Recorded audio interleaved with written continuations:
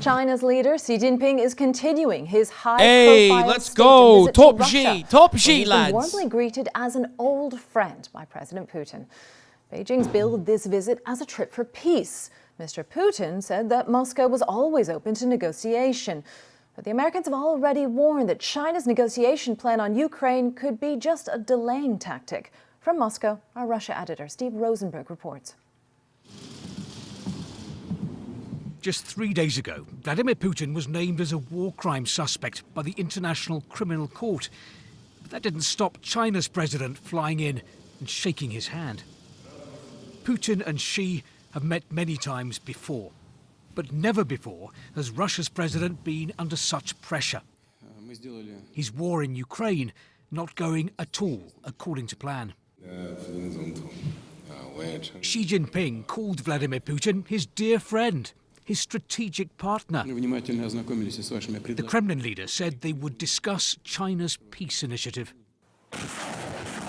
But there is no detailed Chinese plan to end the war in Ukraine.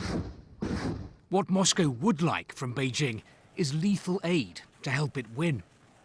Beijing's been reluctant to provide that to prevent secondary sanctions against Chinese companies. But it has been supplying dual-use technology, like semiconductor chips, that the Russian military can use. The Kremlin also wants to expand trade with China. With Russia under heavy international sanctions, economic ties with Beijing are proving a lifeline. If you burn bridges with the West, as Vladimir Putin has, what do you do then? You look east. That's exactly what the Kremlin leader has done. Recent events have accelerated Russia's dependency on China. Putin and Xi may speak about mutually beneficial cooperation, but Beijing looks increasingly like the senior partner. But Moscow hasn't just partnered with Beijing. Last week, Russia held joint naval exercises with China and Iran. There are signs the Kremlin is looking to forge an anti-Western alliance. Putin is building his own bloc. He doesn't trust the West anymore. He's looking for allies and trying to make Russia part of a common fortress with China, as well as with India, Latin America and Africa. Putin is building his own anti-Western world. Now, with Xi Jinping here, Russia can claim that it's not isolated, that Moscow has powerful allies who view the world through a similar lens, that it doesn't need the West if it has friends in the East. But experience shows China always puts China first. Well, today the talks between the two men begin in earnest. Earlier, I spoke with our Russia editor, Steve Rosenberg in Moscow, and I asked him how the visit was being perceived by the Russian Multipolarity is back. Get fucked, Fukuyama.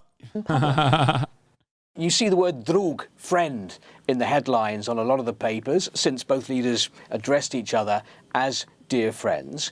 Earlier this week, there was a little bit of scepticism. Some commentators saying, well, look, the reality is that China will always defend its national interests first and put itself first. So, yes, you can talk about a bromance, you can talk about a strategic partnership, deepening cooperation between Russia and China. But I think people are open-eyed here and understand that China has its interests at heart first of all.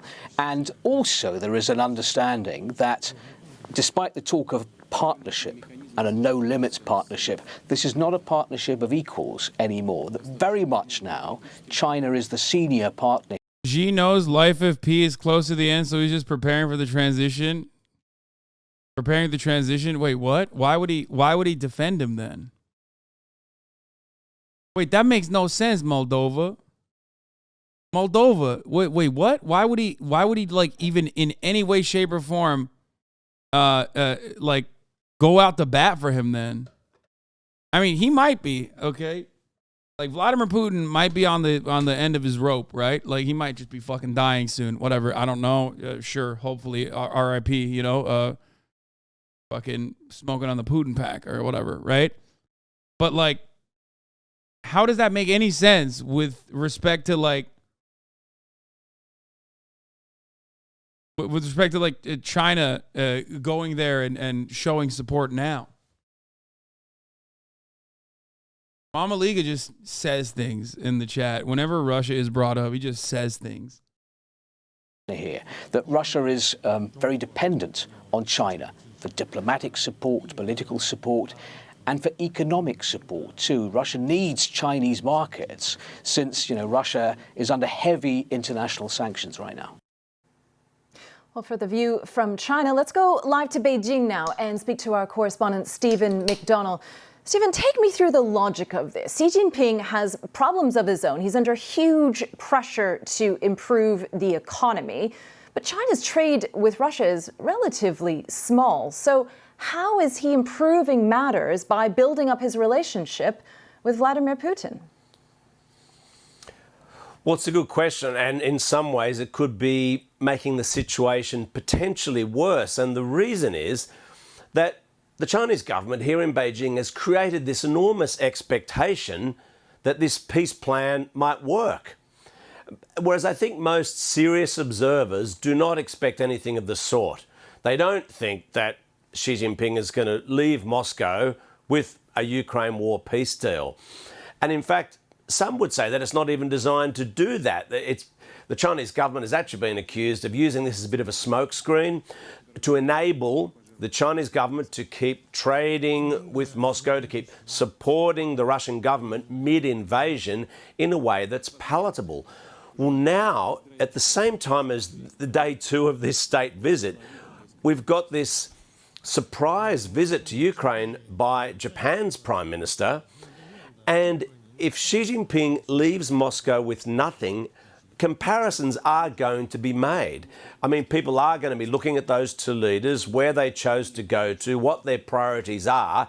And I think I'm confused as to what this commentary is saying here. Like there's no, here's what I don't understand. There's no there are no motivations that they're trying to fucking address.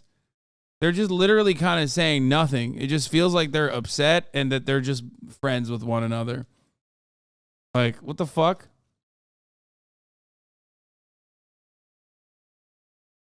Fuck it, I'm saying it. Xi's hairline is fantastic considering he's old. Yeah, the West really hates the idea of trying to help brokering peace between Russia and Ukraine. I don't even know if they're going to do that. I don't even know if China genuinely and enthusiastically is like advocating for Ukraine. And I wish I could know more about it, but I can't because fucking BBC is not telling me anything. Okay? That's the problem here. Do you get it? Like, you're supposed to be the news. Do the news, man. Do the news, fuckface. Do the news. Like I want to make an assessment, right? I want to look at the news. I want to hear what they have to say. I want to know what the conversations are about. And I want to know where the motivations are. I want to know what China's interests are. Other than reinforcing multipolarity, which I know we already know that, but they're not even saying this all that much. Okay? Now you know how us news Andes feel. Man, shut up. You get literally so much content. You guys are the fattest out of all of my audience. Okay? You looked good in this photo, not gonna lie. Oh, fuck you. How dare you? Don't listen to the BBC. Well, who am I supposed to listen to? If I listen to America, they're saying the same shit. If I listen to Russia Today, it's sandwiched in between like how Vladimir Putin is defending the white race and how they're actually doing an action of anti-imperialism. Like, so I can't get anything there, okay? No, Russia Today is not good. Shut the fuck up, dude. Jesus Christ, just because they have Chris Hedges and shit on doesn't mean that they're actually good, okay?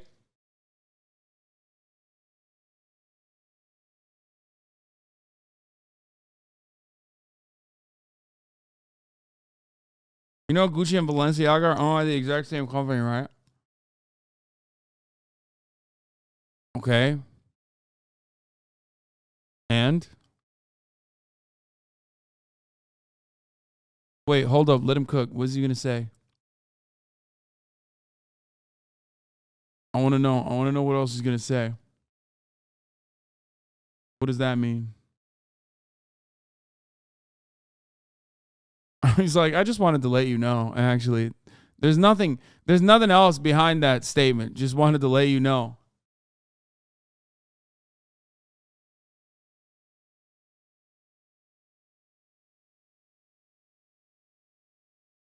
Fun fact.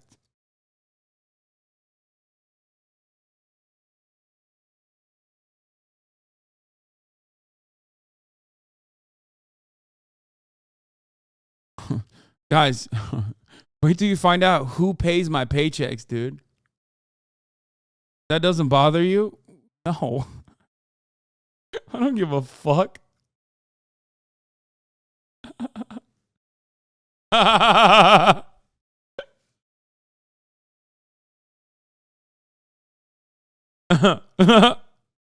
Really makes you think, man. The person this really puts the pressure on is Xi Jinping. Stephen, a lot of people have drawn parallels between Russia's invasion of Ukraine and just even the threat of a Chinese invasion of Taiwan. Are we getting any signals through what Xi Jinping is saying, what Beijing is saying in terms of how... Okay, I spoke too soon. Now I'm wishing they weren't making inferences, okay? I take it back. The moment that they add color commentary on it beyond like vibes, they're like, oh, it's because they're definitely invading Taiwan like tomorrow. Oh, China's viewing Taiwan at this point, whether it's actually considering an invasion or is it just... I just want to let everybody know I will defend Taiwan, okay? I will defend it. I will put the Taiwanese the flag on my Twitter, okay?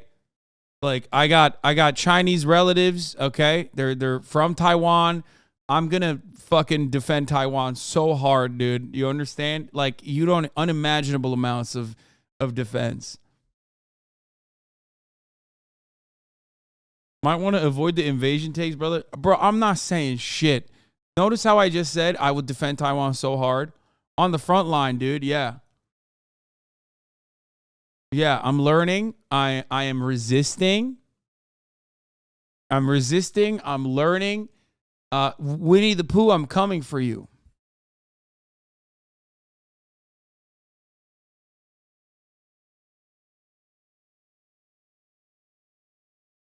Throwing those ideas out of the water? Well, the most bleak possibility is that the Chinese government thinks that the war in Ukraine is actually beneficial to it geostrategically. Taiwan, the country which was under military dictatorship and martial law, executed 150,000 leftists. Yes, that country. They all deserved it. I think Western China is a part of Taiwan. Shut up, dude. I'm not trying to get canceled again, okay? Yes, I think that was good. I love Shanghai Czech. Did I even say his name right? I respect it too much to even Google if I said it right or not.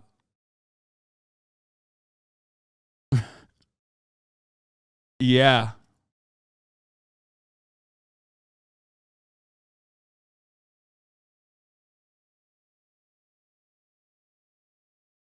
Just say Winnie the Pooh and you'll win over every Twitter leftist? No, I won't. What do you mean? There's so many. First of all,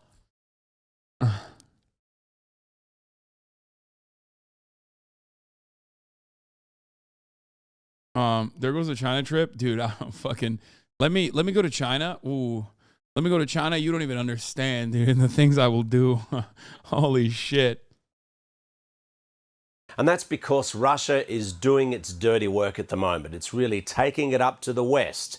It's eating up NATO resources at a time when, as you say, China's considering the possibility that it may at some point want to use force to take the island of Taiwan.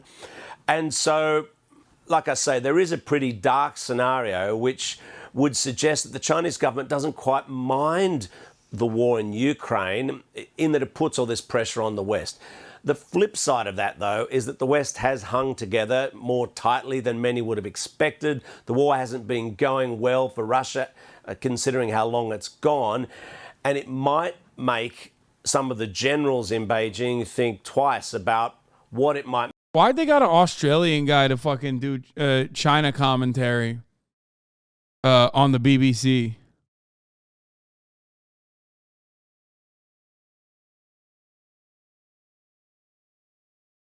He's sounding like fucking me trying to do the British, trying to do a British that like slowly turns into Australian. China is unironically so sick, dude. No, I know. I want to go to a tier 1 city so fucking bad, dude. You don't understand. I will.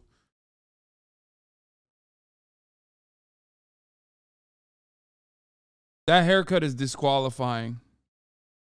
Straight up. I mean, for this country, if they were ever to decide to use force to take Taiwan. And Stephen, just briefly, how is this visit being portrayed in the Chinese state media and also on Chinese social media?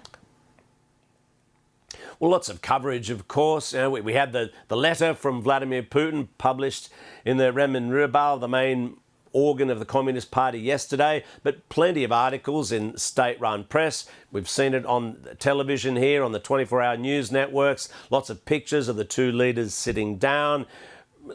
Just like in Russia, all this talk of friendship, the two countries coming together. You know, if it wasn't for the war in Ukraine, people would think this is quite a normal visit. I mean, these two countries, they're neighbours. Sure, of course, they want to have good trading relations, and it wouldn't seem that strange. But the fact that both the leaders have been speaking about the war, about peace, that's what's put talk of this potential peace deal front and centre for this state visit by Xi Jinping. Fascinating. It's great to hear your thoughts on this. Thank you very much, Stephen McDonnell, speaking to us from Beijing.